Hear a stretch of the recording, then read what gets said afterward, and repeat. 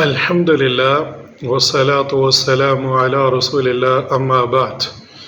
سیدنا عبداللہ ابن عباس رضی اللہ عنہما اس حدیث کے راوی ہیں، اور یہ حدیث امام بخاری اپنی صحیح بخاری کے اندر لے کر آئے ہیں کہ اللہ کے رسول صلی اللہ علیہ وسلم نے فرمایا: مل عمل فی ایام افضل منها فی هذه قالوا ولا الجہاد قال ولا الجہاد إلا رجل خرج يخاطر بنفسه وماله فلم يرجع بشيء أو كما قال صلی اللہ علیہ وسلم۔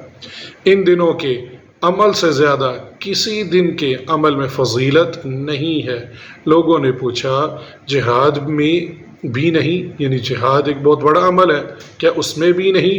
تو آپ صلی اللہ علیہ وسلم نے فرمایا جہاد میں بھی نہیں سوائے اس شخص کے جو اپنی جان اور مال خطرے میں ڈال کر نکلا اور واپس آیا تو کچھ بھی اس کے ہاتھ میں نہیں تھا، سب کچھ اللہ کی راہ میں قربان کر دیا۔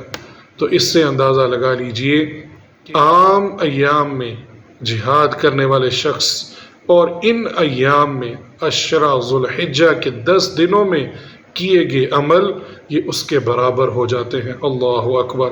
یہ بہت ہی بہترین ایام ہے، نیکیوں کو سمیٹنے والے ایام ہیں۔